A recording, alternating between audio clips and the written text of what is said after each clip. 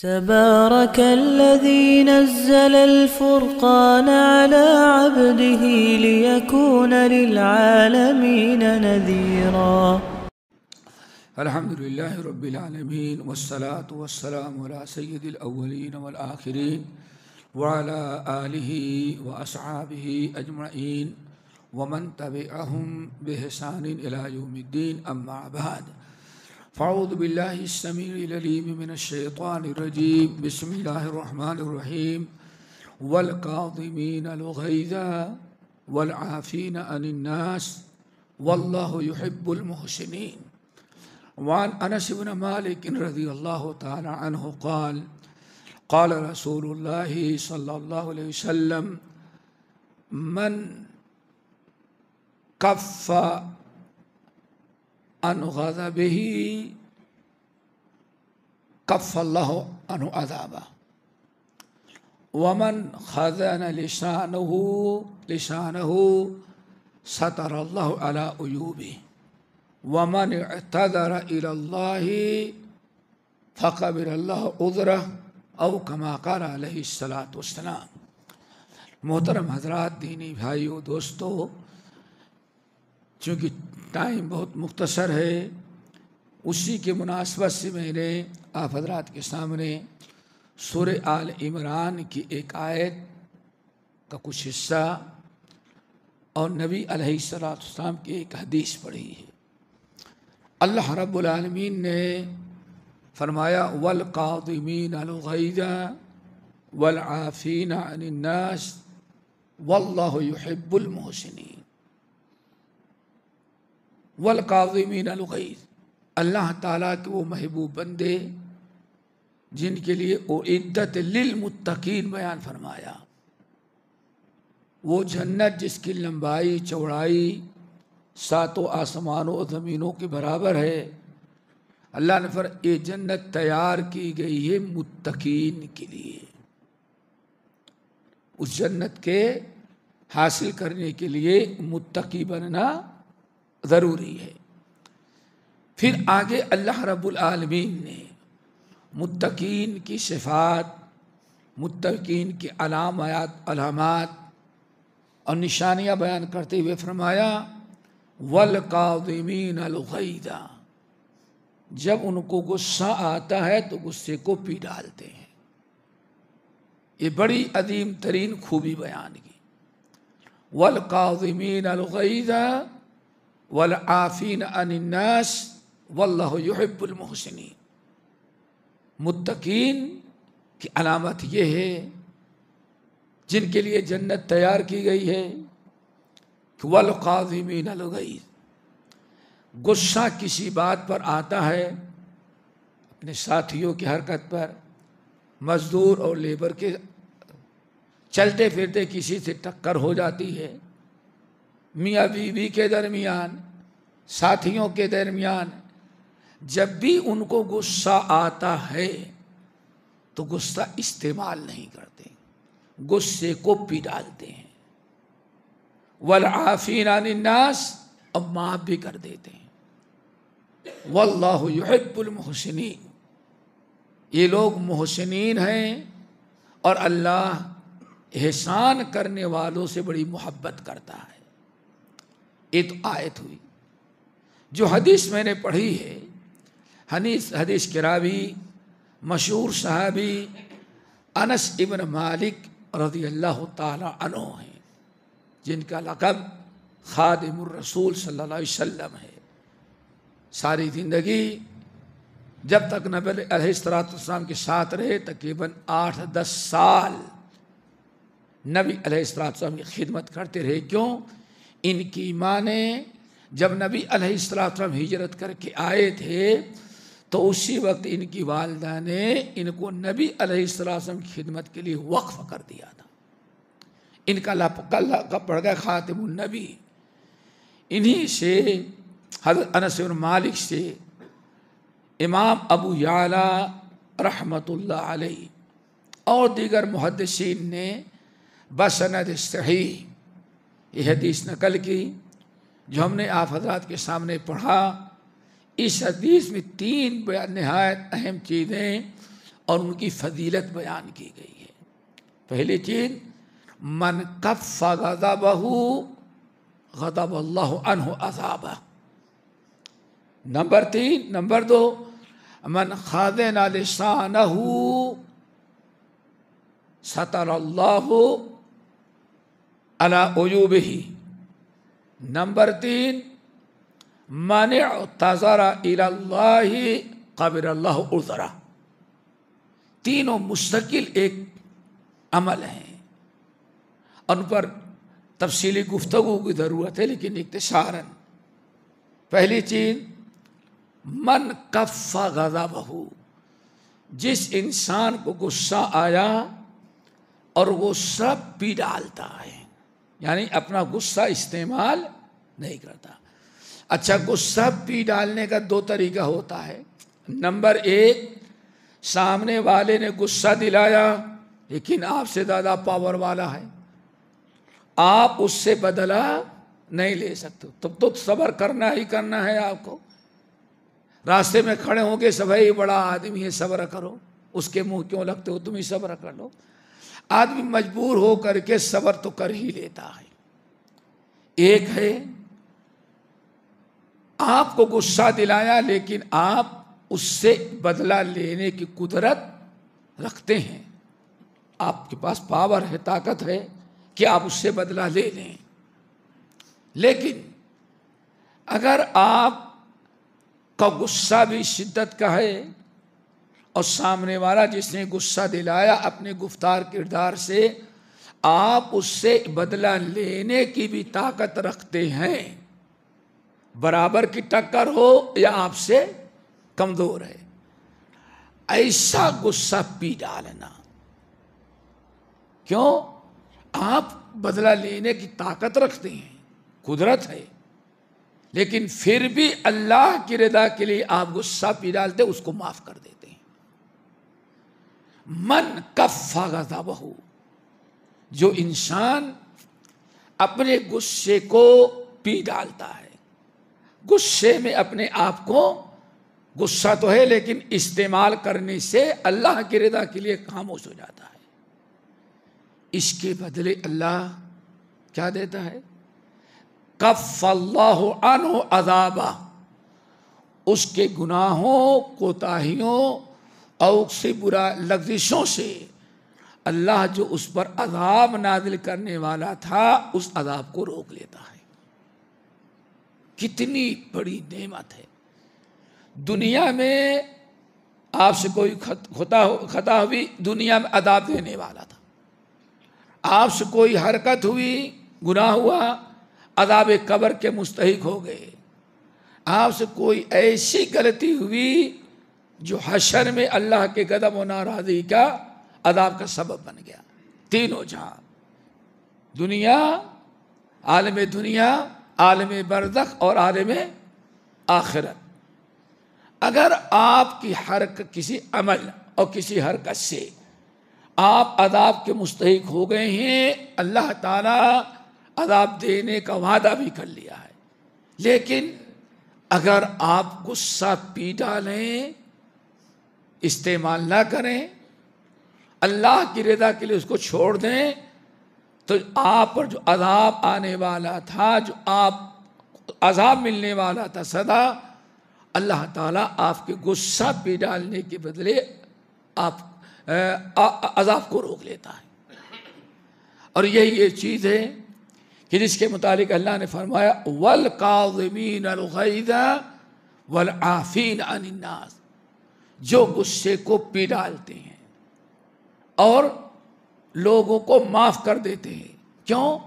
کبھی آپ کو کسی نے غصہ دلایا اور آپ غصہ استعمال کرنے کی طاقت بھی رکھتے ہیں، لیکن نمازیوں نے سمجھایا ارے چھوڑ دو بھائی، ہو گئی اسی غلطی، چھوڑ دو۔ کیا کہتے ہیں؟ ٹھیک ہے یہاں چھوڑ دیتا ہوں لیکن آخرت میں نہیں چھوڑوں گا۔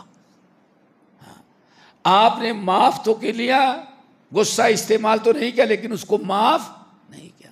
دونوں چیزیں، وَالْقَاظِمِينَ الْغَيْظَ وَالْعَافِينَ عَنِ النَّاسِ، آپ یہاں بھی معاف کر دیں اور آخرت میں بھی اگر درگزر کر دیں تو اللہ اس کے بدلے آپ کو معاف کرتا ہے اور آپ کے گناہ آپ کو عذاب سے محفوظ کر دیتا ہے. دعا کرو اللہ سب کو نصیب فرمائے. یہی وہ چیز ہے، ذرا غور کریں کہ حضرت عائشہ رضی اللہ تعالی عنہا پر جب منافق نے بہتان تراشی کی اور بعد سیدھے سادے مسلمان بھی اس کے بہکاوے میں آ گئے، سورہ نور کی آیت جب وہی نازل ہوئی 40 دن کے بعد، کتنے 40 دن کے بعد، 40 دن اللہ کے رسول پریشان تھے، نہیں سمجھ میں آتا تھا کیا کریں. بیوی کا معاملہ ہے، وہ بھی عائشہ کا، اتنا بڑا الزام لگایا جائے. عائشہ بیمار پڑ گئی، گر جاتی تھی، اتنا غم تھا. لیکن اللہ کے رسول ذرا بے توجہی بھی برت رہے تھے. کہتی یہ بھی تھی، بار بار اللہ کے رسول فرمایا اشیرونی علیہ، لوگوں ذرا مشورہ. اللہ اکبر، صاحب ابو بکر ہیں، عمر ہے، عثمان، اشیرو علیہ، لوگوں بڑی مشکل میں، بتاؤ مشورہ تو کیا کریں. یہ حالت ہو گئی تھی. 40 دن کے بعد حضرت عائشہ روتی، کہتی بس اللہ کے رسول ایسے آتے، ہم ماں کے ہاں چلی گئی، اپنے والد کے پاس چلی گئی، کم سے کم اس تکلیف میں مت کچھ حوصلہ افزائی کرے گی. کیوں؟ کہتی اللہ کے رسول بھی پہلے جیسے نہیں رہ گئے تھے. بس آتے، کھڑے ہوتے دور، کیف تیکم، کیا حال ہے آپ لوگوں کا، بس اتنا پوچھ کر کے چلے جاتے. یہ اور اللہ حضرت عائشہ کری میرے لیے مصیبت تھی. آخر 40 دن کے بعد اللہ نے وہی نازل کی اور حضرت عائشہ کا توکل ذرا دیکھیں. کہتی واللہ سارے لوگ افواہ اڑا رہے تھے، نبی کی بھی وہ الفت محبت جو اس الزام لگانے سے پہلے تھی وہ بھی کم ہو گئی تھی. ہر جس کو سنو ایک ہی نصیحت کرتا، عائشہ اگر تم سے ایسی غلطی ہوئی ہے تو توبہ کر لو، اللہ نے توبہ کا دروازہ کھلا رکھا. کہتے مشورہ بھی دیتے تو یہ دیتے توبہ کرو. میں توبہ کروں، ایک شخص نہیں آؤ کہتا وہ جھوٹا انسان ہے. لیکن کہتے مجھے اللہ کی ذات سے امید تھی کہ اللہ ضرور ہماری برات ظاہر کرے گا. یہ حضرت عائشہ کا علم اور توکل اللہ. کہتی ہوں اللہ، مجھے اللہ تعالیٰ کی ذات سے کبھی امید تھی کہ اللہ میرے متعلق وہی نازل کر کے ضرور ہماری پاک دامنی اعلان کرے گا. لیکن یہ نہیں سمجھتی تھی کہ اللہ قرآن کی آیت نازل کرے گا. ہم سوچ بھی نہیں سکتے تھے. اللہ اکبر. میرے بھائی جب یہ سب حالات تھے، قرآن مجید کی آیت نازل ہوئی اور اللہ نے اعلان کر دیا عائشہ بری ہے، بہتان ہے، تہمت بہتان تراشی کیا ہے. اور آیا جتنے لوگ اس میں بڑے خاص ملوث تھے ان کو کوڑے مارے جائیں گے. اللہ اکبر. کہنے کا مقصد یہ تھا میرے بھائی، ایک صحابی تھے مستح، کیا نام تھا؟ مستح. یہ حضرت ابو بکر کے قرابت دار تھے، خالہ زاد امام زاد بھائی لگتے تھے، غریب تھے. جب سے صدیق اکبر کو معلوم ہوا ان کی پریشانی، سالوں سے ان کے گھر کا پورا خرچہ اللہ کا رسول چلاتے تھے، پورا خرچہ. پتہ چلا کہ سب سے زیادہ ہوا دینے میں جو آگے تھے کون تھے؟ مستح تھے. اللہ اکبر. صدیق اکبر کو بڑا غصہ آیا، اپنے غلام کو بلایا، کہا کہ اللہ کی قسم اب آج سے مستح کو ایک پیسے کی مدد نہیں کرنا، اس کا سارا راشن سارا تعاون بند کرو. نالائق میرا کھا کر کے میری بیٹی پہ الزام لگایا. بہت غصے میں آ گئے. دوستو کیا خیال ہے، صدیق اکبر کو حق تھا کہ نہیں تھا؟ حق تھا. سامنے انتقام لینے کی بھی طاقت تھی. لیکن اللہ کو صدیق اکبر کا یہ رویہ پسند نہیں پڑا. دیکھا صدیق اکبر کے پوزیشن کے خلاف تھا. جیسے وَلَا يَأْتَلِ أُولُو الْفَضْلِ مِنْكُمْ وَالسَّعَةِ، جیسے آیت نازل ہوئی اللہ نے فرمایا تم میں جس کو اللہ یہ مقام مرتبہ دے، ابو بکر جیسا انسان جس کو اللہ عزت دے، اس کا یہ کام نہیں کہ ایسے ایسے معاملات میں غصے میں آ کر کے اپنا نیک کام بند کر دے. دیکھا آپ نے اللہ تعالی مصطح کے بجائے کس کو نصیحت کی؟ ابو بکر صدیق کو. پھر الا تحبون ان یغفر اللہ لکم، کیا تم کو یہ پسند نہیں ہے کہ اگر مصطح کو معاف کر دیتے، غصہ پی ڈالتے، اس کو معاف کر دیتے تو اس کے بدلے اللہ ابو بکر آپ کو معاف کر دیتا. دیکھا جیسے اللہ کے رسول نے آیت سنائی صدیق اکبر رو پڑے اور اپنے خادم کو بلایا، کیچیر خازن کو، کہا دیکھو مصطح کا جتنا خرچہ پہلے دے رہے تھے دیتے رہنا، اور طبرانی کی روایت میں ہے کہا ڈبل کر دو. کیا کر دو؟ ڈبل کر دو. کیوں؟ اللہ نے ایک تو غصہ معاف کیا، وہ دوسرے اللہ رب العالمین نے فرمایا الا تحبون ان یغفر اللہ لکم، کیا تم کو یہ پسند نہیں کہ اگر تم اس کو معاف کر دو تو اس کے بعد اللہ تمہارے زندگی کے سارے گناہوں کو معاف کر دے گا. کہا تو اللہ نے توبہ، اللہ نے معاف صدقہ صلہ رحمی کا اجر و ثواب بھی دینے کا وعدہ کیا، اور ساتھ ساتھ اللہ نے گناہوں کی مغفرت کا بھی وعدہ کیا. یہ ہے میرے بھائیو کیا؟ من کف غضبہ کف اللہ عنہ عذابہ. تو دوستو یہ بہت پتہ نہیں کیا کیا غلطیاں ہوتی ہیں، کیسے کیسے کوتاہیاں ہوتی ہیں، کیسے کیسے خطائیں ہو جاتی ہیں. آج دنیا کے تمام خطاؤں سے بچاؤ، ٹیلی فون کھولو تو آٹومیٹک نگاہیں حرام کاریوں میں مبتلا ہو جا رہی. کیا خیال ہے آپ لوگوں کا؟ کتنی خطائیں، روڈوں پہ نکلو برائیاں، مارکیٹ میں جاؤ برائیاں، پلین میں بیٹھو دائیں بائیں برائی. کیا کرو گے؟ انسان ہے، آنکھیں خطا کر رہی ہیں، دل میں کبھی شیطان کچھ وسوسہ برائی ڈال دیتا ہے. اگر ہم ایسے موقع پر چاہتے اللہ ہمارے سارے گناہوں کو معاف کرتا رہے تو اس کا تجزیہ کیا بتایا اللہ کی سنت حدیث میں؟ کف غضبہ، اپنے غصے کو پی ڈالو. دعا کرو اللہ نصیب فرمائے. نمبر 2، من خضع لسانہ ستر اللہ عیوبہ، جو انسان اپنی زبان کو محفوظ کر لے. کیا مطلب؟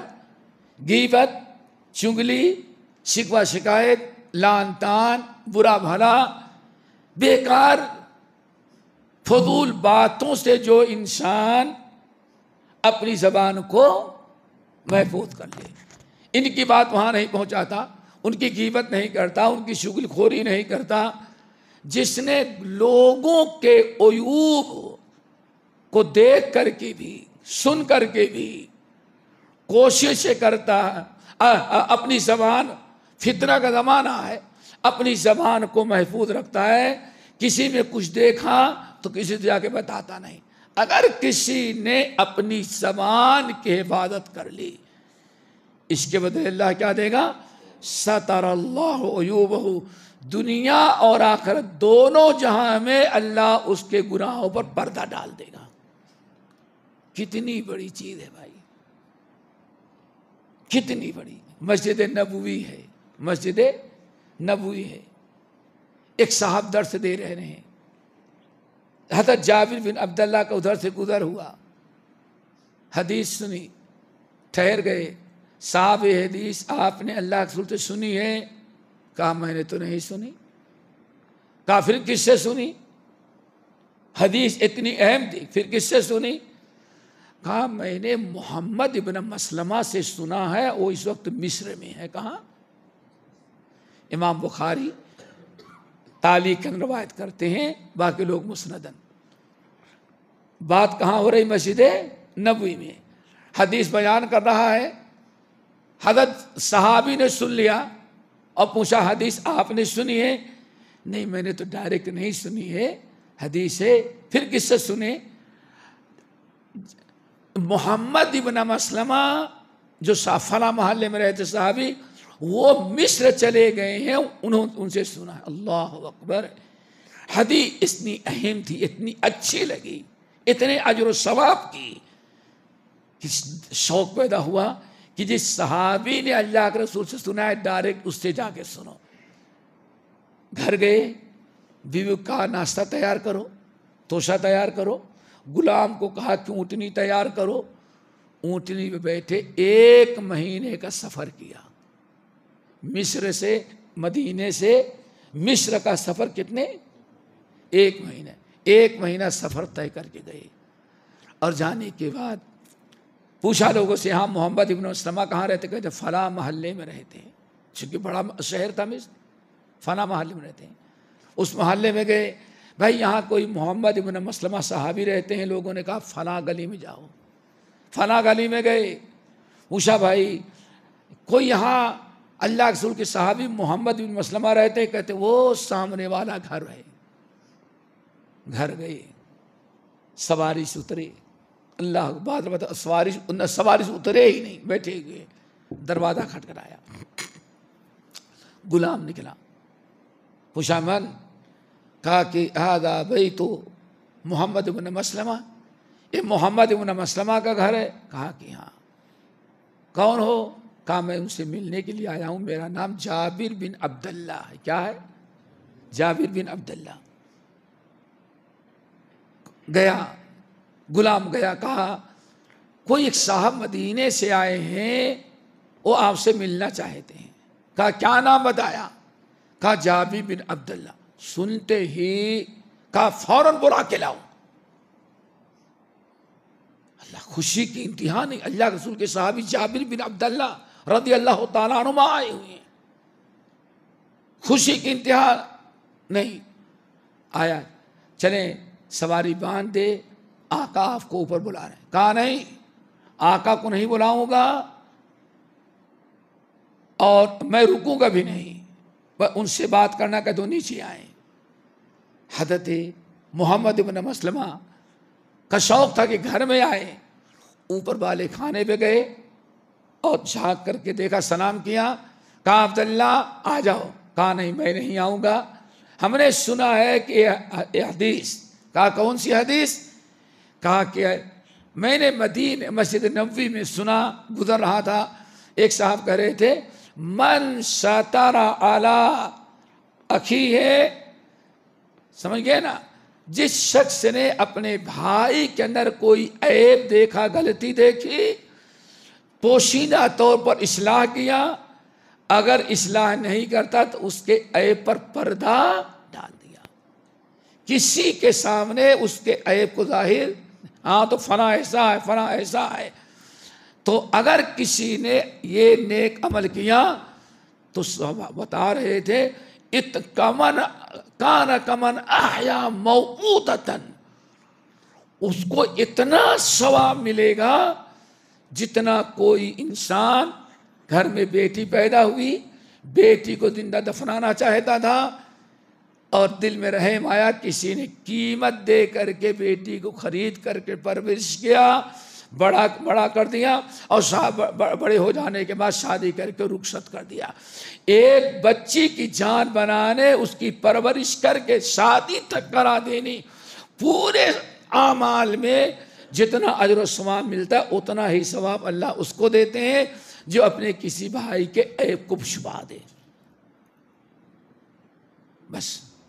کہا اچھا آؤ پانی پیو. کہا نہیں. کہا اچھا میں اترتا ہوں. کہا نہیں میں اترتا ہوں یا تم آؤ. کہا واللہ لا تنزل ولا اصعد، نہ تم نیچے اترو گے نہ میں اوپر آؤں گا. کہا کیوں؟ کہا وہیں کھڑے کھڑے حدیث بیان کر دو، کہیں ایسا نہ ہو 1 مہینے کا سفر طے کر کے آئے ہیں، ہم سیڑھی پہ جا رہے ہوں، 2-4 منٹ تو لگے گا اور یا تم نیچے اتر رہے ہو کہیں ایسا نہ ہو کسی کا وقت پورا ہو راستے میں ملک الموت کھڑے ہو، روح قبض کر لیں گے تو میرا شوق پورا نہ ہوگا، اور 1 مہینے کا سفر طے کر جو مدینے سے آیا ہوں میرا سفر ضائع ہو جائے گا۔ اس لیے وہیں سے حدیث بیان کر دو، وہیں چھت ہی پر سے حدیث بیان کی۔ جابر بن عبداللہ سواری موڑے، سلام کر کے مدینہ واپس آ گئے۔ کہتے ہیں سواری بیٹھنے بھی نہیں دیا، کیوں؟ کہتے ایک حدیث سننے کے لیے آیا تھا، حدیث سن لیا، معلوم ہو گئی، اور ہم اپنے اخلاص میں کوئی فرق نہیں آنے دینا چاہتے۔ ہم اس پورے آنے جانے 2 مہینے کا سفر ایک حدیث رسول سننے کے لیے جو کیا ہے، ہم چاہتے ہیں اللہ اس پر ہمیں اجر دے دے۔ دعا کرو میرے بھائی، کیا ہے؟ من ستک خزانہ لسانو، جو اپنی زبان کی حفاظت کر لے، محفوظ رکھے، تو اللہ نے کتنا بڑا اجر ثواب دیا۔ ستر اللہ ہو، اور جو دنیا میں بھی اس کے عیب پر گناہ پر پردہ ڈالے گا، اور آخرت میں اس سے بڑی کامیابی۔ کیوں؟ ابراہیم خلیل اللہ ہیں، لیکن ایک ہی دعا مانگ رہے ہیں، کیا؟ وَلَا تُخْزِنِي يَوْمَ يُبْعَثُونَ، اللہ قیامت کے دن حشر کی رسوائی سے بچا لینا۔ کتنا خوش نصیب ہو کہ رب کے سامنے پاپ لے کے گناہ لے کے کھڑا ہے، لیکن زبان کی حفاظت کرتا تھا۔ اس لیے اللہ کہتا یہ میرے بندوں کو دنیا میں بدنامی سے بچاتا تھا، تو آج حشر کے میدان میں ہم اس کو بچائیں گے۔ دعا کرو ہمیں توفیق مل جائے۔ تینوں ہو گئے؟ 2 ہوئے ہیں۔ نمبر 3، اللہ اکبر، کتنی بات، من اعتذر الی اللہ قبل اللہ عذرہ۔ یہ تیسری چیز۔ پہلی چیز کا تعلق کس سے تھا؟ عفو، درگزر، غصہ پی ڈالنے کا۔ دوسرا کیا ہے؟ اپنے زبان کی حفاظت اور لوگوں کے عیوب، جگر خوری سے بچنے کا۔ تیسرا آپ نے شاید من اعتذر الی اللہ، جو اللہ رب العالمین کے سامنے اپنا عذر پیش کرتا ہے، اپنے خطاؤں کا اعتراف کرتا ہے، تو اللہ تعالیٰ اس کے عذر کو قبول کرتا ہے۔ کیا مطلب؟ اگر کسی انسان سے کوئی گناہ ہوا، کوئی غلطی ہوئی بشری تقاضے کے مطابق، اور پھر اس کو اپنے گناہوں کا احساس ہوا، رب کے سامنے ہاتھ پھیلاتا ہے، رب مجھے معاف کر دے، توبہ کرتا ہے، استغفار کرتا ہے۔ اگر صدق کے دل کے ساتھ بندہ اپنی پریشانی، اپنا عذر اللہ رب العالمین کے ساتھ، اپنی خطاؤں کی معذرت اللہ رب العالمین کے سامنے رکھتا ہے صدق کے دل کے ساتھ، تو اللہ تعالیٰ اس کی توبہ کو قبول کر لیتے ہیں۔ کل بنی آدم خطاء وخیر الخطائین التوابون۔ اے لوگو، توابین، سارے انسان خطا کار ہیں، لیکن سب سے بڑا اچھا خطا کار وہ ہے یہ جو خوب کثرت سے توبہ کرتا ہے۔ ان اللہ یحب التوابین ویحب توبہ کرنے۔ ساتھ سوچو کتنی بڑی نعمت، گناہ کر کے ناراض کیا، اگر آپ رب کے سامنے ہاتھ پھیلا کے رو لیں، اللہ آپ کو اپنا محبوب بنا لیتا ہے۔ دعا کرو یہ تینوں چیزیں ہمارے اندر پیدا ہوں۔ میرے خیال سے یاد ہو گئی ہوگی تینوں۔ دعا کرو کہ ہم سب کو عمل کرنے کی توفیق دے، اور جہاں یہ تینوں چیزیں ہمارے اندر آ گئی، انشاءاللہ دنیا بھی اور آخرت ساری کامیابی ہمارے لیے۔ والکاظمین الغیظ والعافین عن الناس واللہ یحب المحسنین۔ اللہ عمل کی توفیق نصیب فرمائے۔ اقول قولی ھذا واستغفر اللہ من کل ذنب واتوب الیہ۔